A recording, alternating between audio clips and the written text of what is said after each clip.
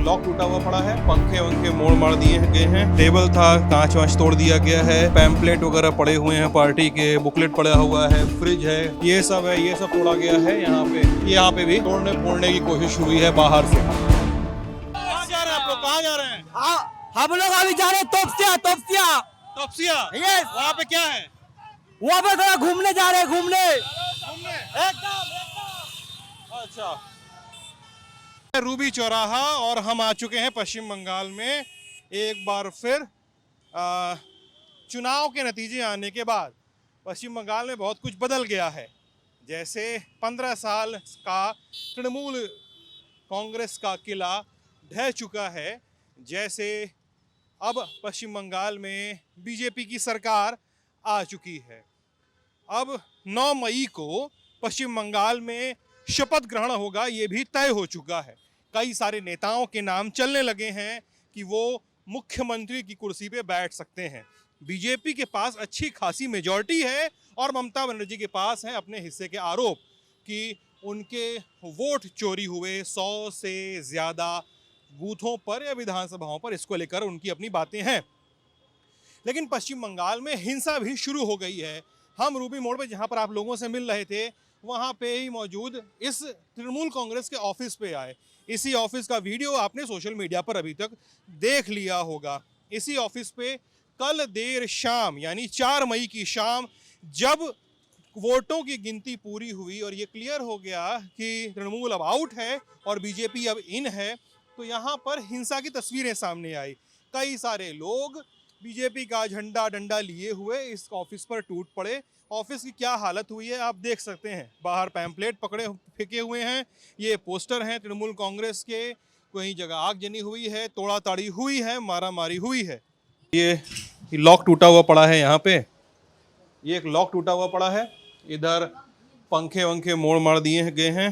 ये टेबल था कांच वांच तोड़ दिया गया है।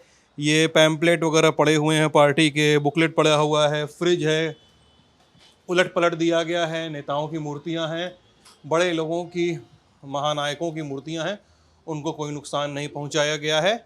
और इधर ये दफ्तर के अंदर वाला दफ्तर है जहाँ पे इस तरह की चीज़ें भी गिरी हुई पड़ी हैं। यहाँ पे कप टूटा हुआ है, मेडल वगैरह गिरे हुए हैं, ये टेबल वेबल फाड़ दिया गया है। सामने ममता बनर्जी की फ़ोटो लगी हुई है। तो कलकत्ता पुलिस का पोल अंदर क्या कर रहा है पता नहीं, कहाँ से आ गया अंदर पोल। ब्रॉडबैंड फोड़ दिया गया है सब कुछ। अब आपको बताते हैं ये सब जब हुआ है तो वीडियो कुछ लोग बना रहे थे। कुछ लोगों ने कहा कि साहब ये तो बंगाल की संस्कृति का हिस्सा रहा है क्योंकि यहाँ पे वायलेंस होता रहा है। कई लोग कह रहे हैं कि ये नहीं होना चाहिए क्योंकि यार इसी से तो छुटकारा दिलाना है ना। अब अगर आप इधर देखिए तो इधर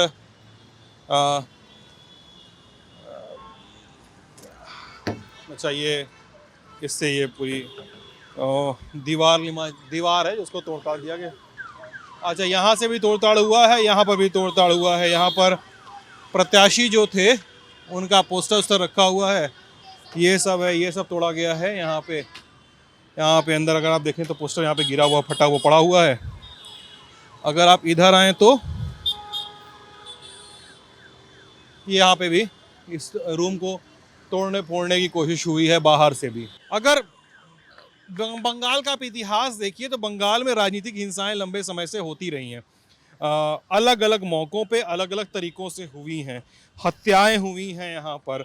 और उन हत्याओं में सीपीएम का दोष रहा जब सीपीएम सत्ता में थी, और जब 15 साल तृणमूल कांग्रेस सत्ता में थी तृणमूल कांग्रेस का भी दोष रहा। कहा जाता है साफ साफ, कई सारे लोग दबी जबान में, कई सारे लोग अब खुले तौर पे कहने लगे हैं कि तृणमूल कांग्रेस सत्ता से बाहर हो गई है, कि उनके पास गुंडे थे, वो गुंडे पाल के बैठे हुए थे। संदेश खाली वाला एग्जाम्पल आपको याद ही होगा, शाहजहां शेख था। लेकिन अब तो बदलाव है यहाँ पे। भाजपा के जो प्रदेश अध्यक्ष हैं समीक भट्टाचार्य, उनका एक बयान है बड़ा ज़रूरी। उनके पार्टी के समर्थकों और उनके कार्यकर्ताओं को सुनना चाहिए कि बंगाल अगर बदला है तो बदला हुआ दिखे भी। बयान ये है कि जो लोग पार्टी का झंडा, पार्टी का सिंबल या पार्टी की विचारधारा लिए तोड़ फोड़ कर रहे हैं वो न करें। ये सही नहीं है, ये नहीं होना चाहिए एक लोकतंत्र में। बहरहाल मैं हूं सिद्धांत और मेरे साथ अब इस बार इस फेज में यात्रा में शामिल होंगे हमारे साथी उदित। आप लल्लन टॉप देख रहे थे, हमारे साथ बने रहिएगा। बहुत बहुत शुक्रिया।